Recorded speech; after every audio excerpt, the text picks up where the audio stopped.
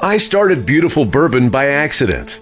On September 2nd, 2019, I took my first photo, and things kind of snowballed from there. Now more people see the Bourbcasts each week, and I continue to find myself in the blissful intersection of bourbon and photography. I'm KC, and I welcome you to enjoy this taste of beautiful bourbon.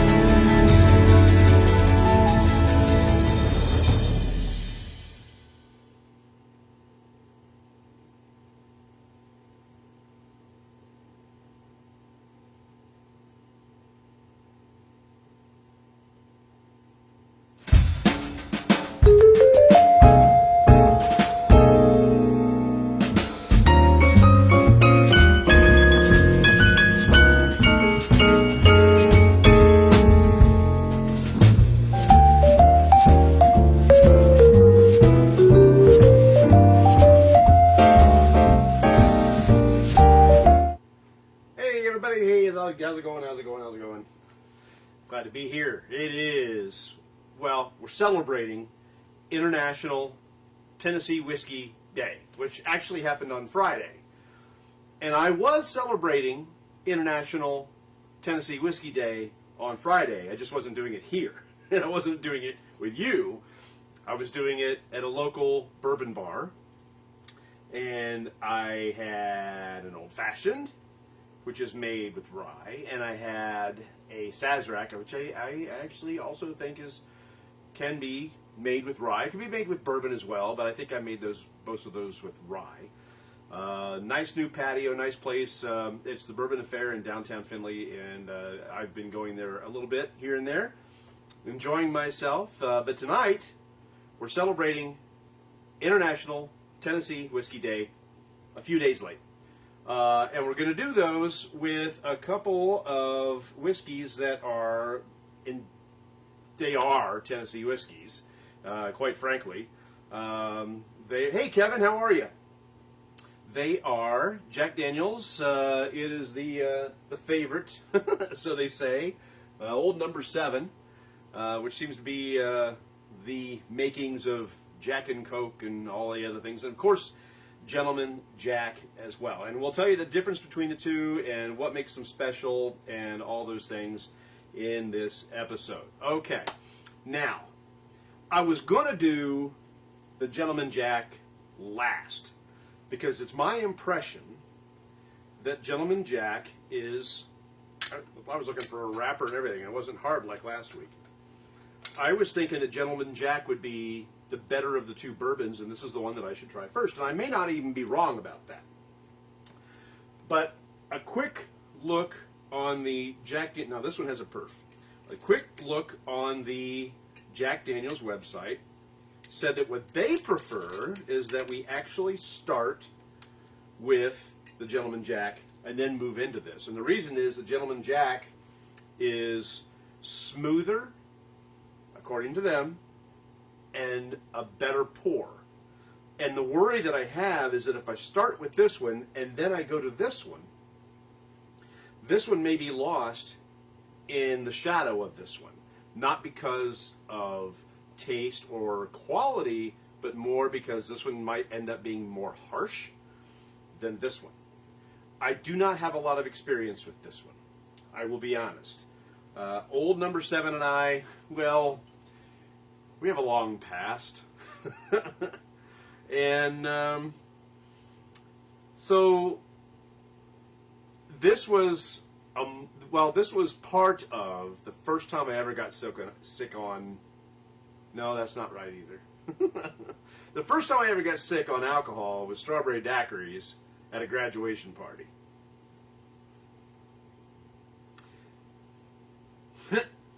But the second time was when I went to the Indianapolis Motor Speedway. Hey, Beverly, how are you? I went to the Indianapolis Beverly Speedway. This is the way this day has gone. It has been I am so tired. I am so unbelievably tired. Yesterday, I got up super early and I went over and we did a 3D archery shoot. And at the conclusion of the archery shoot, I then had to go over to another conservation club where I am a youth trap shotgun coach. So trap shooting, pew pew. I am a youth coach, and I coach youths. Me. Me. I'm about to say about the second time I got sick on alcohol, and I'm a youth coach. So, yeah, I am. And I'm a good one, too, by the way. I've got a connection with my kids, and I really want them to do well. Kevin, old number 7 is only good for mixing. You're probably right. And that's kind of been the way I feel about it, too. But first, before we go any further, I promised you the other day that I would let you know what it is that 3D archery is. So I'm just going to show you a quick little video about what I do for fun. Here it is. All right, we're finding out how we did on our setup. Either that or you might have just got the line. Right? That's how we are. It looked good. We'll find out. Hey. Casey's, that's a most secure 11, but am I touching line? No. So Okay, Casey 11, Are you touching no. it? No. 11, Casey, 10, 10, Cameron 10, and We don't talk.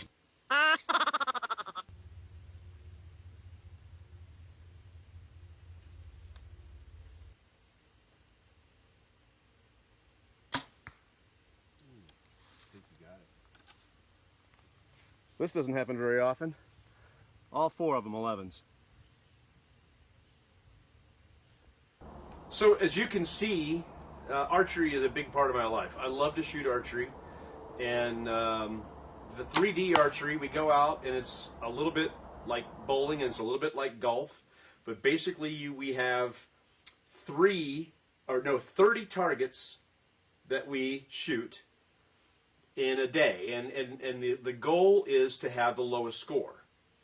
But it's a little bit like golf in that you want the highest score. I'm so tired. You want the highest score. So that's like bowling. You want the highest score, but it's like golf because you go from place to place to place, and every target's different, just like every tee is different and every green is different. So that's what I do for fun, 3D archery. And I wanted to hit that because if anybody else is an archer, maybe you want to let me know, and I'll let you know where we're going on the weekends, and we'll all shoot together. It'll be fun. Okay, so Jeff is watching. Jeff is one of our archers. We shoot together. We shot together a couple of weeks ago.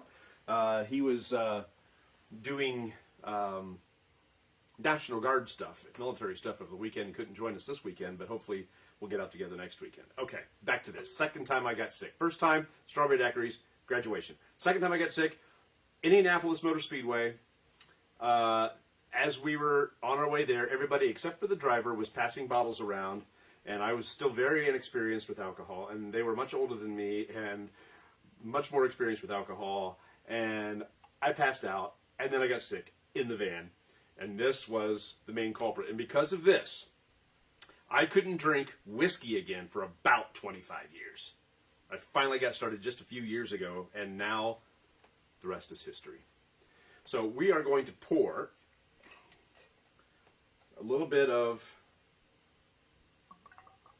the old 7. And we're not going to play around tonight. It's not going to be, neat, then water, then ice, then a cocktail. Although with this, it probably ought to be. So we're just going to do them neat. Okay? I'm going to go back-to-back taste test. I got a little water there to help purify. And then this is the Gentleman Jack. All for International Tennessee Whiskey Day. Now, International Tennessee Whiskey Day is new. Their legislature came down with that earlier this month, and they did it in a hurry. And the reason they did it in a hurry is they were trying to commemorate the anniversary. Hey, Judy, welcome. Tennessee legislature was trying to commemorate the anniversary of the end of their prohibition. I wrote some stuff down here. So May 21st, 1937 is when Tennessee prohibition ended. But that's interesting because actual prohibition ended December 5th, 1933. So Tennessee maintained their prohibition for another 3.5 years after prohibition ended nationally. They started it about the time that everybody else did. Kentucky actually started their prohibition 2 months before the Constitutional Convention, in which the 18th Amendment was ratified. Kentucky ended their prohibition on the day that the nation did, but other states did not. As a matter of fact, Mississippi kept their prohibition going until 1966. Yeah. And they still have a lot of counties in Mississippi that are dry by choice.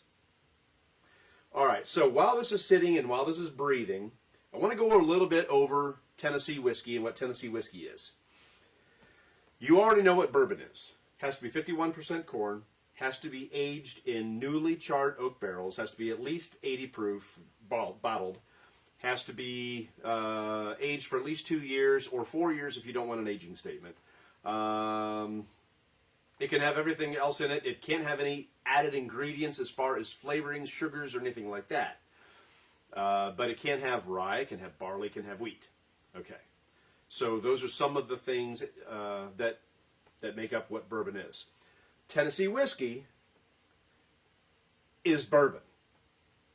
However, they've added some stuff to it that it can't be necessarily, well, it could be called bourbon, but if they want the designation of Tennessee whiskey, they have to do something else as well.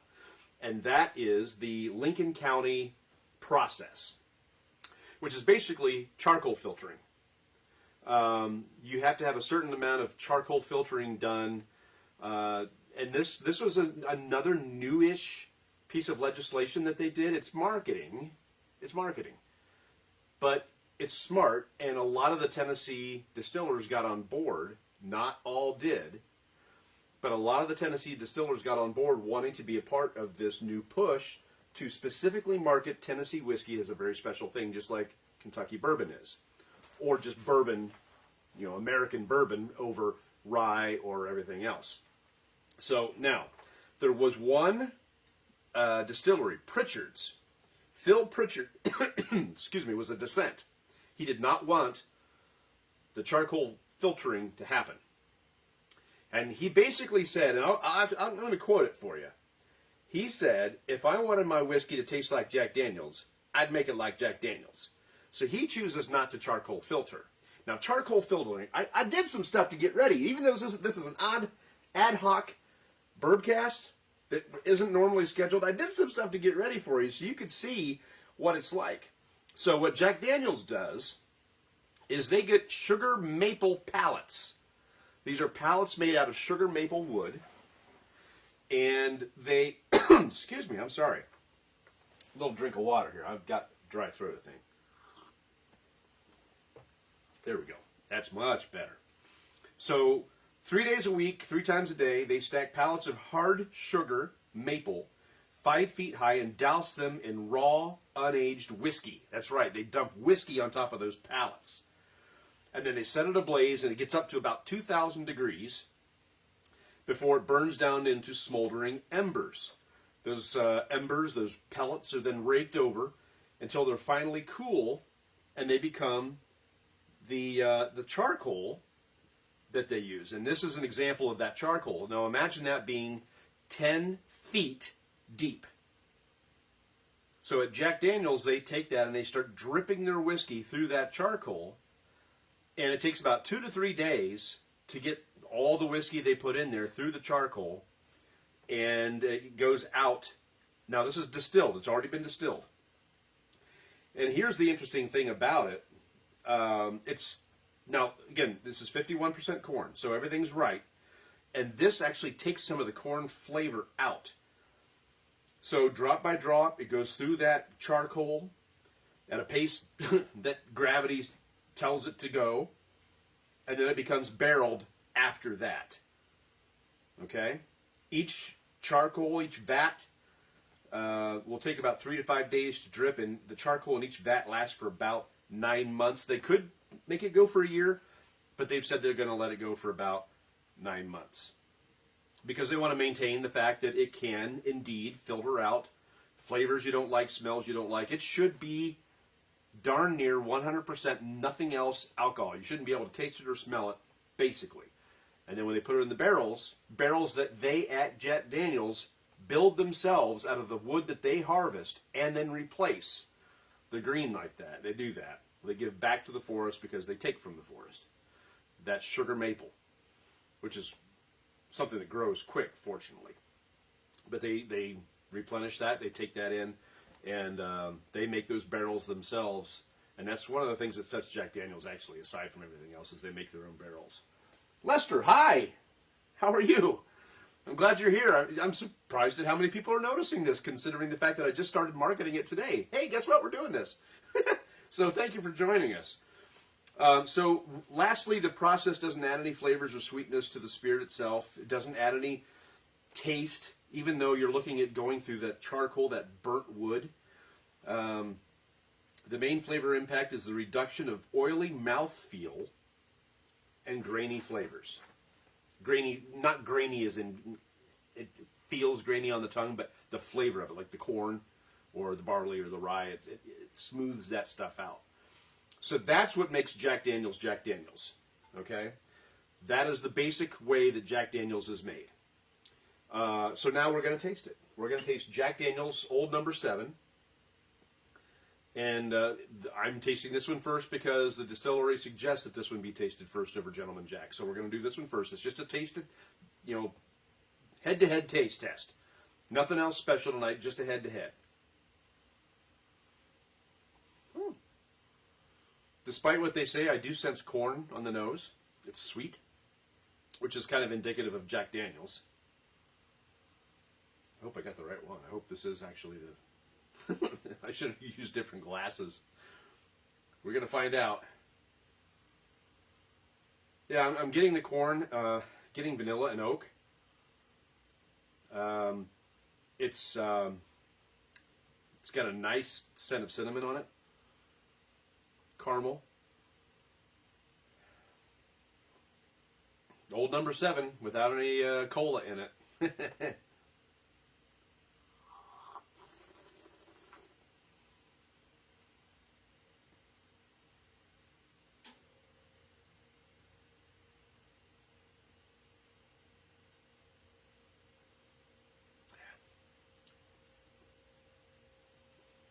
Boy, I'm not sure I grabbed the right glass.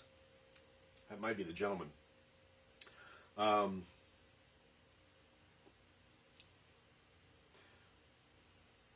There's an interesting flavor there. I will tell you I like this better than other Tennessee whiskeys that I've tried. I like this a lot better than George Dickel. George Dickel does the charcoal filtering process as well, only instead of 10 feet of charcoal, they use 13 feet of charcoal. And I don't know if it adds anything to their barrel or to their taste or not, but I tried the George Dickel 12 year and I didn't like it.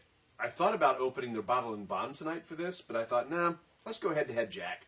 They are the poster child for Tennessee whiskeys, so we'll do that. There's a flavor there that...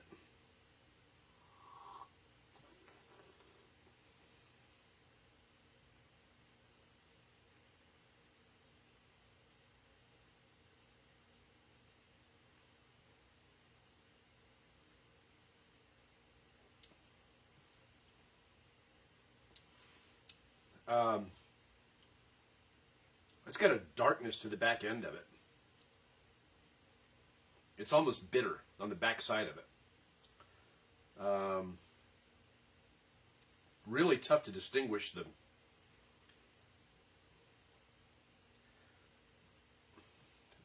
You know what comes to mind, and it's going to sound terrible, and it's the only thing that comes to mind, and it's not even nice. Rubber tire.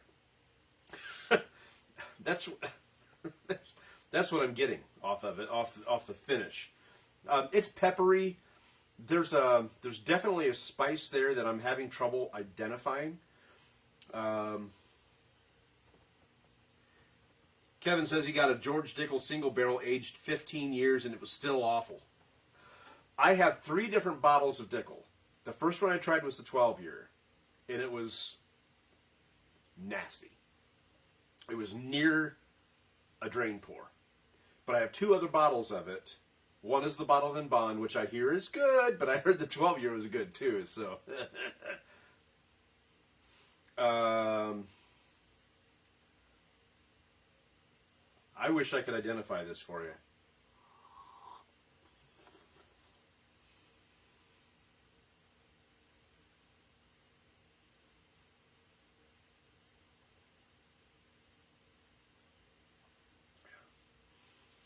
It's cinnamon on the nose, but it's a darker spice, darker than an allspice on the back. There's definitely a taste sensation in every area of your tongue. The cheeks, the roof of your mouth. There's a slight fruit to it, a citrus, but it's not one that I would normally attribute to something that I would want my citrus to be. Don't get me wrong. I don't dislike this pour. I will agree with Kevin that this is a mixing whiskey, although it can be drank neat. This is the Jack Daniel's Old No. 7, a Tennessee sour mash whiskey, 40%. This is only an 80 proof bottle.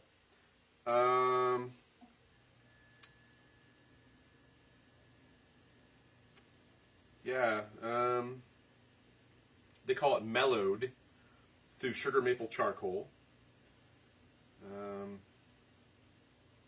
7 gold medals since 1904. 7? In all those hundreds of years? Okay. All right. One more.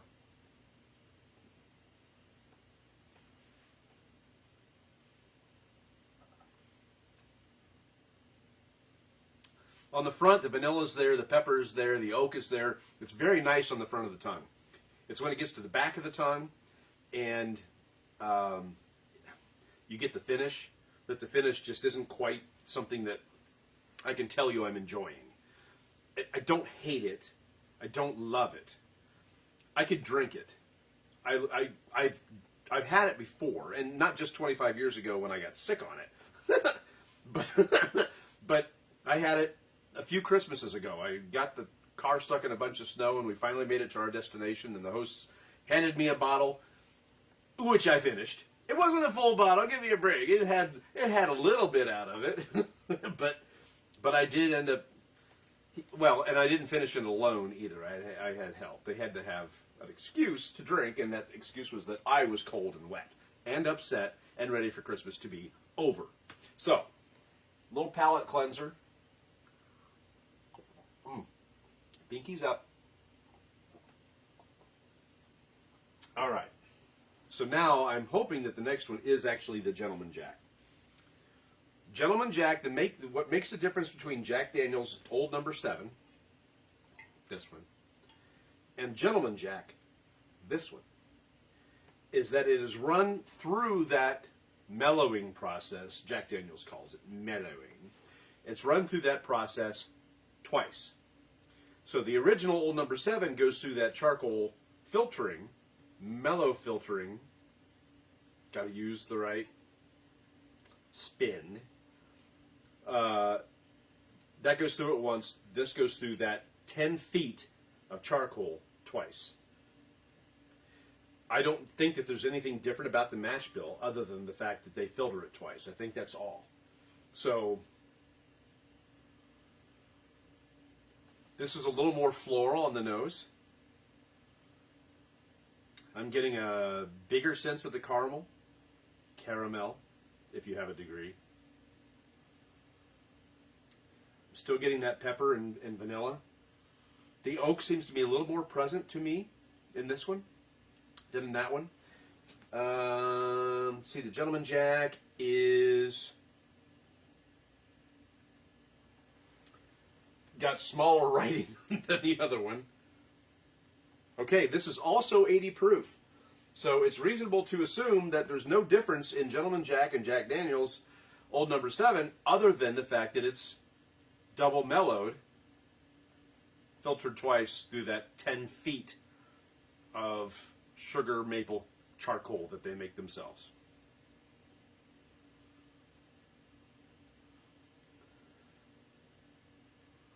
I'm getting a little more ethanol on this one, which is interesting because, again, it is pretty much the exact same mash bill, the exact same everything. I mean, if you look at it, I'll put my glasses on for this so I don't mess it up. But if you look at it, to me, the colors are nearly the same. This one is just a slight bit lighter in color, which you could assume to be a result of that second mellowing process going through the charcoal, because it's taking out things that it shouldn't have in it. And this one, being less light, less clear, would have possibly more distillate in it. Okay, so Gentleman Jack. Celebrating International Tennessee Whiskey Day, which they just made up this month, which is why I just came up with this today. So, thank you for watching. All right, here we go.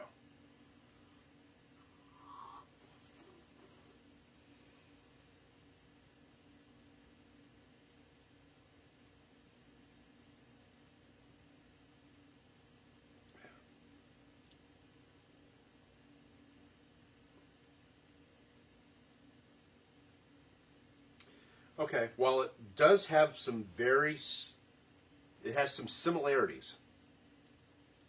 Nothing in it is as harsh as the old number 7.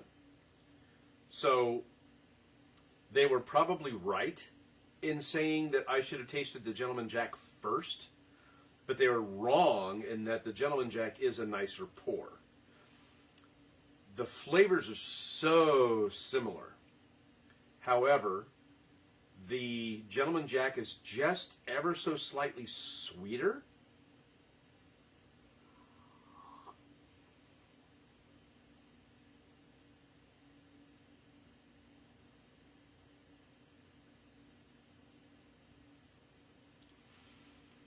There's an added butteriness to it. Maybe even a sense of an added sugar. The taste on the back is still puzzling me. I still can't quite tell you what it is. It's unusual. I don't think I've ever experienced it another time. As a matter of fact, I don't think I've experienced it another time that I've actually tried Jack Daniels. I don't remember this this finish being this dark. I mean, that's the only way I can describe it. Something, if it's sweet here, it turns bitter here. And maybe the bitterness is a way to describe it. I do like the Gentleman Jack better. I think both of them are better suited for being mixers, and we're not doing that tonight. But the Gentleman Jack is definitely a smoother pour. It would be easier for somebody who is a newbie, who you're trying to get started. It's only 80 proof. It's a lot smoother.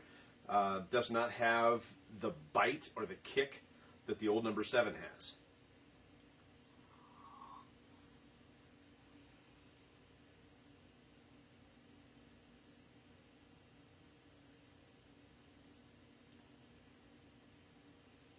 It's good on the on the palate.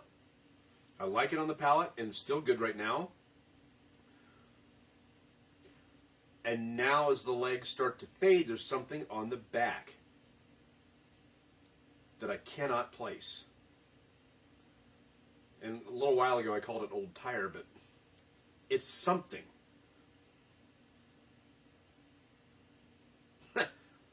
And maybe I've never tasted it before. Maybe that's why I can't describe it. It's a spice of some sort that just...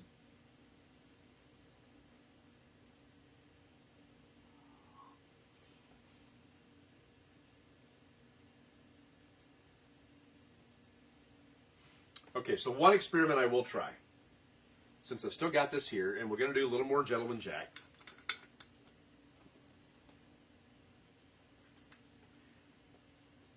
I picked up Gentleman Jack today for this tasting. I agree with your tasting on it. Tell me what that taste is on the back of your tongue in the finish. Identify that for me. I can't identify it. Maybe I'll be able to do it if I add a little water to it. I told you I wasn't going to do that stuff, but I'm going to do that. I'm not going to add ice to it, but I am going to add a little water. I'm glad I'm spot on with it, Kevin. I'm glad you're basically sensing the same thing. Got booze on my book. I use this book to hold things up, and I wish I wouldn't have done that today. Okay. Well, I'll dry off my glass on my pants. They need washed anyway. All right, so we're just going to add a little water. See if I can get it to express itself just a little bit more. I love these new glasses. Aren't these cute? They're only like 3-4 ounce glasses, and they get the smoky base. Just love them. They're just perfect for this. You know, they're not big enough for an ice sphere. You could get a cube in there. But they're just a beautiful little old-fashioned glass. And then this is the bigger one. This is the bigger old-fashioned glass. This is an 8 ounce glass, I think. 9 ounce maybe. And I love this glass too. This one you can get a sphere in. So here we go. All right.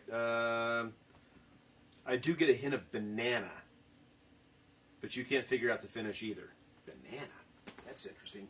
Maybe what I'm getting is black banana peel. Not that I've ever chewed on a black banana peel. And this is not flattering for this drink at all. There's a reason why Jack Daniels is used as Jack and Cola.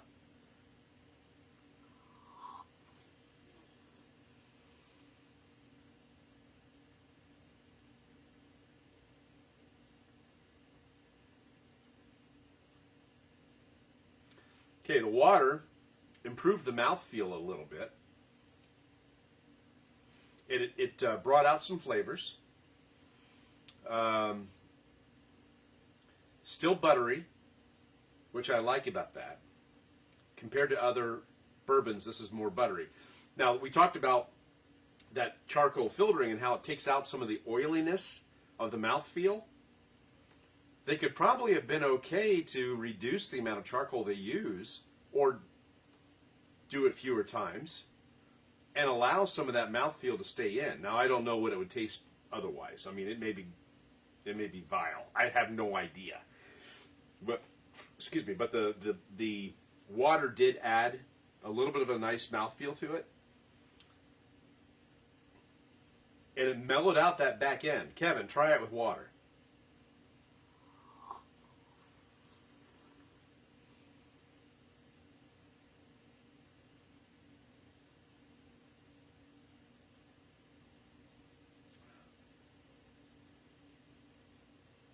It's still there, but it mellowed that out in the back of the tongue.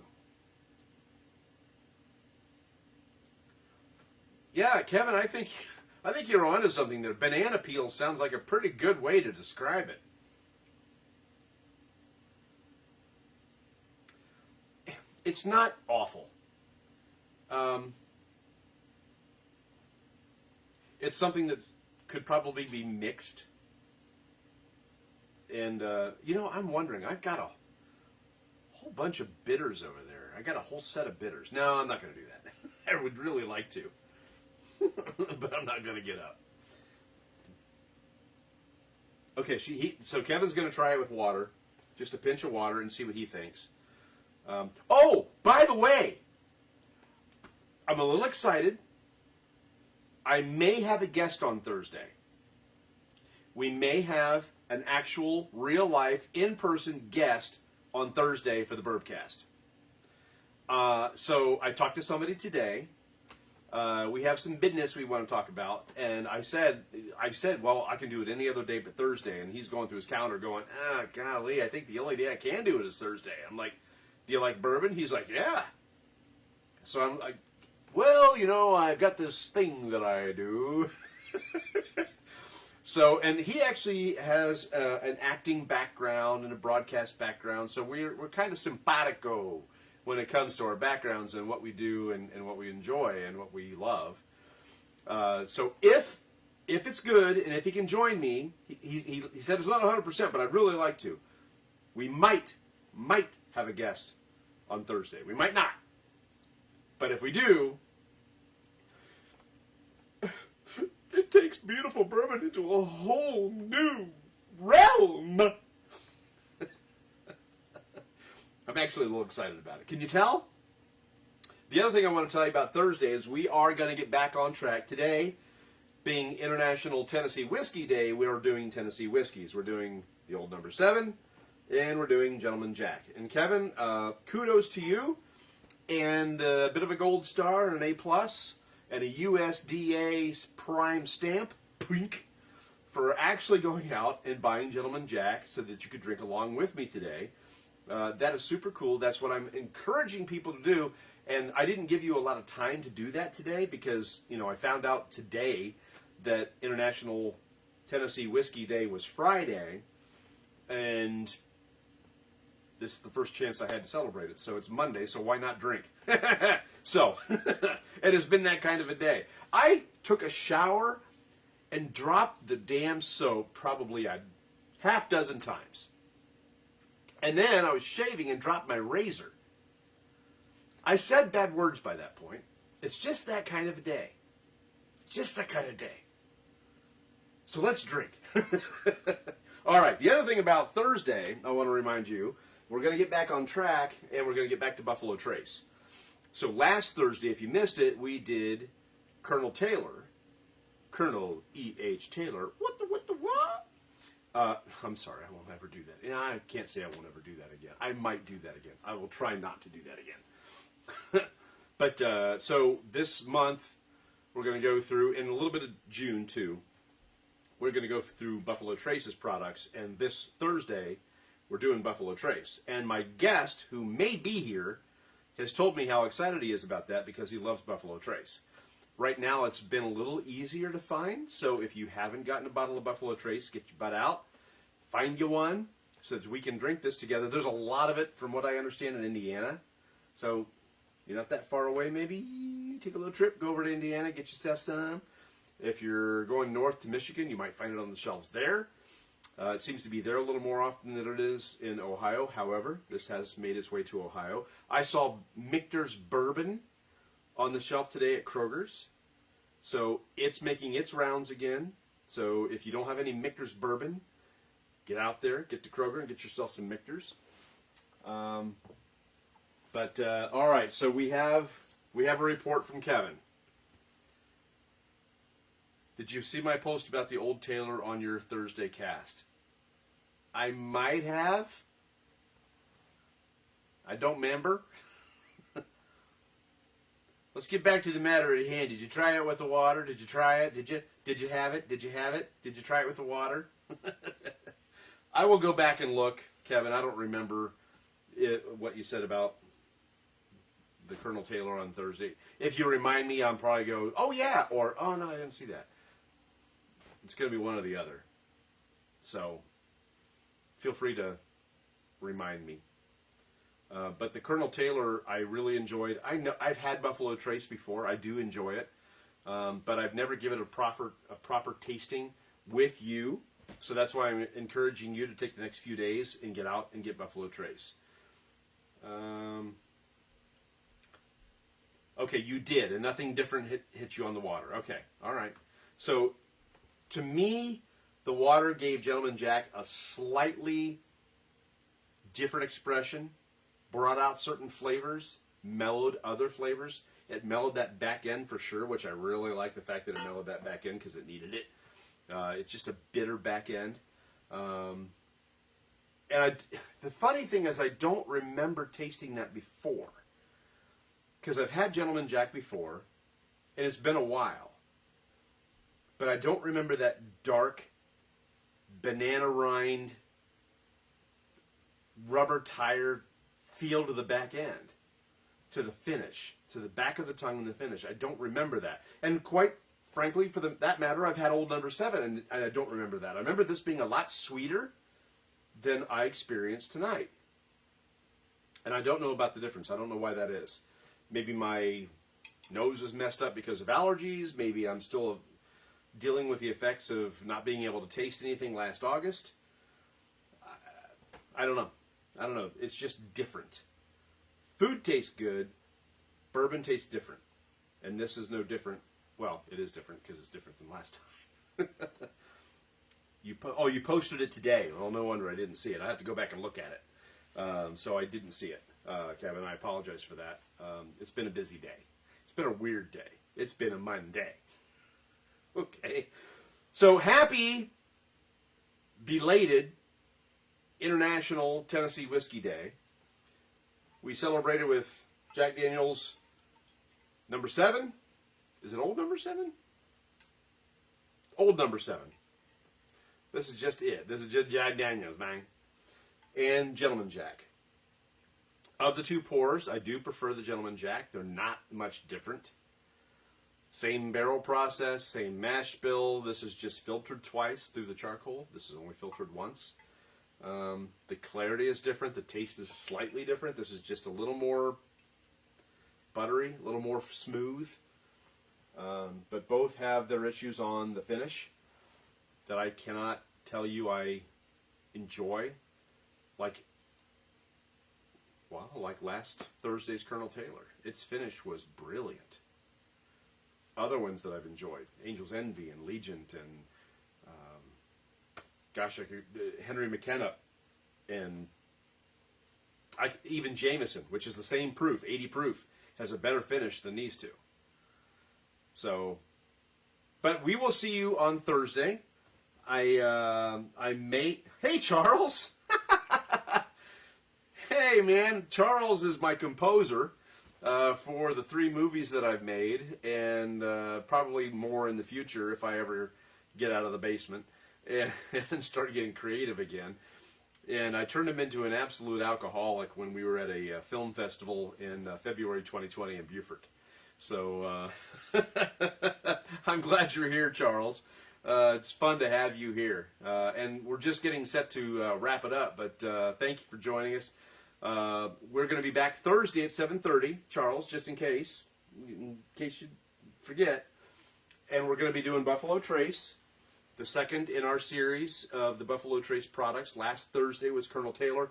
This Thursday will be Buffalo Trace itself, the namesake. And I'm hoping that we'll have a guest. He says almost 100%, but he's not 100% sure.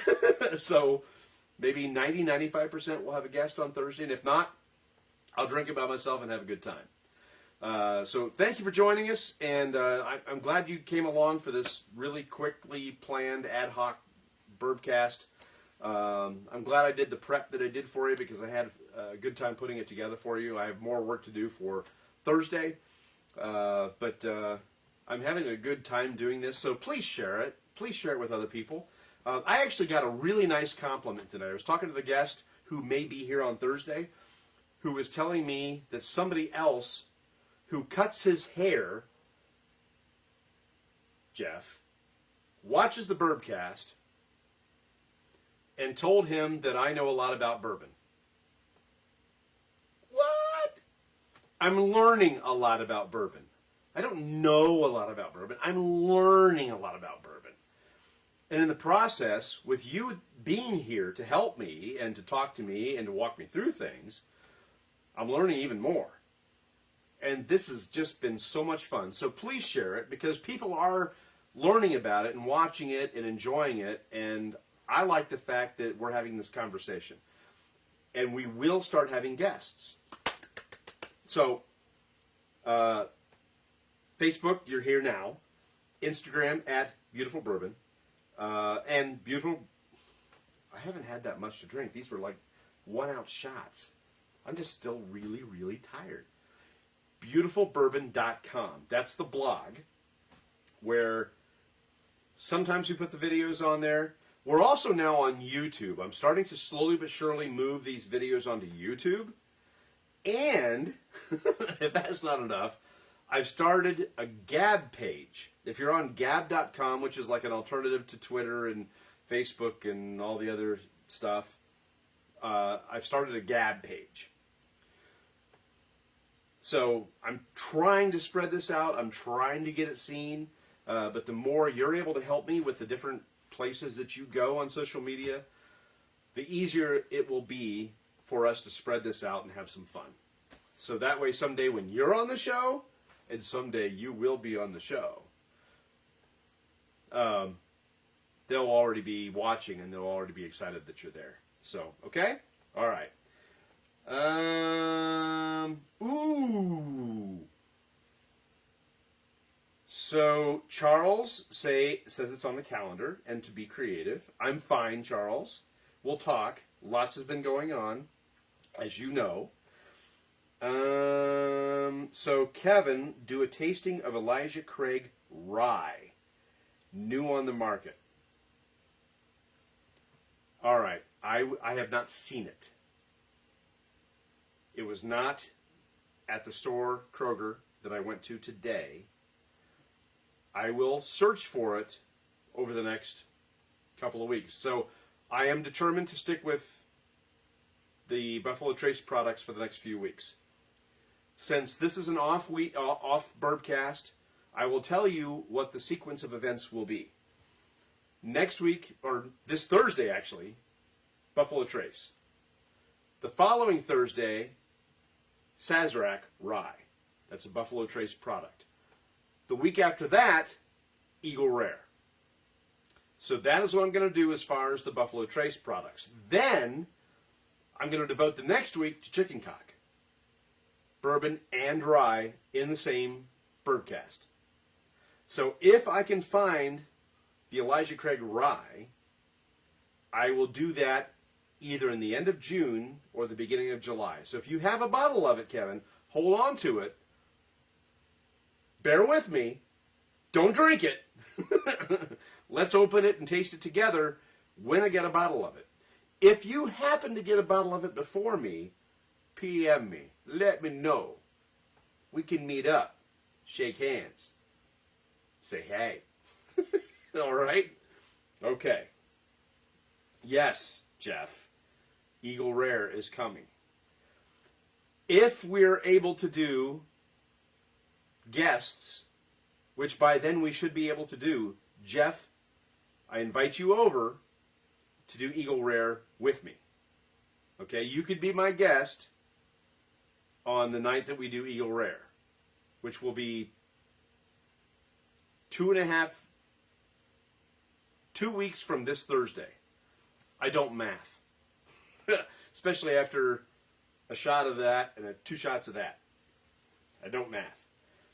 But Jeff, if you want to be my guest for Eagle Rare Thursday in 2 weeks and 2 days, pencil it in, ask permission from the wife, bring her along. Bring her along. Don't let her sit at home while you're here having fun with me. You're going to need a DD anyway, right? So bring her along. I'll introduce her to the dogs. She can pet the dogs and have a darn good bourbon.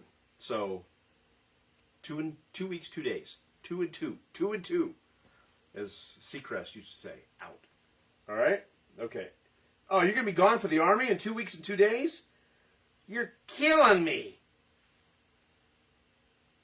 2 Elijah Craig Rye, I meant. I have all the Buffalo Trace items and a Stag Junior coming Friday. I got 2. Oh, you got 2 of the Elijah Craig Rye.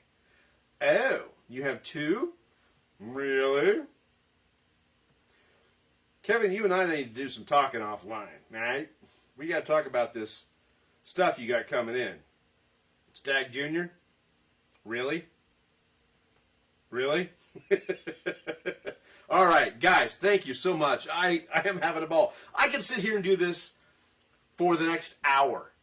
I love talking to you guys, and I love drinking bourbon, and I love talking about the bourbon, and this is so much fun.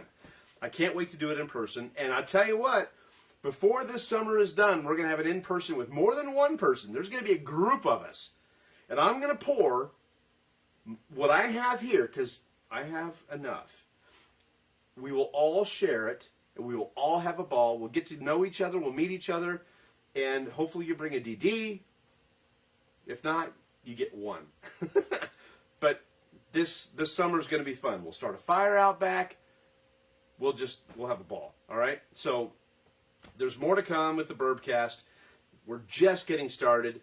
It's kind of funny. I was doing a search on when this all began, and I took my first photo bourbon. It was 1792 was the first bourbon I took a photo of.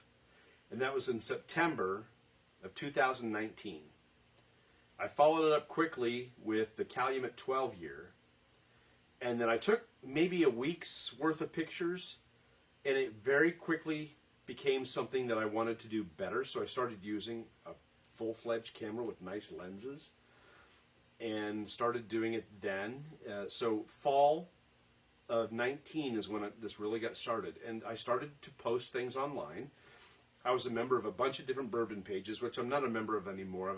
I'm only a member of a couple now, but I'm going to get back into them. And I had people tell me that I should, I wrote it down and then I erased it, but it was, I think, like November or December of 19 that I got told that I should be a brand ambassador, and the next day I got told that I should be I should do videos on YouTube. And then the first Bourbcast was in March it would have been March of 2020. And then we did a couple of them in March, a couple of them in April, and then May, and then we stopped after May and got started again last, I think, November. So, I mean, this has been a neat journey. I've had a blast doing this, and the more I do it, the more I enjoy it. And it's just, I never meant to do this. I fell into this by accident, and it's become my new hobby, and I'm enjoying it. And I hope you are too. I really love the fact that you're here with me.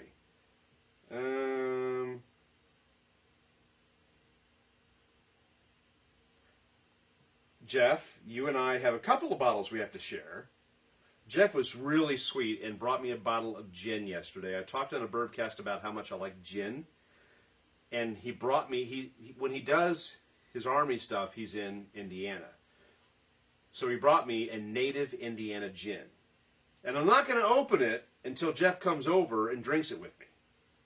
He brought me a bottle of Knob Creek Maple, which I also haven't opened because he hasn't come over and drank it with me.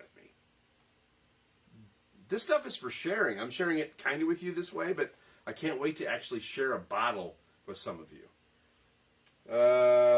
What's my favorite?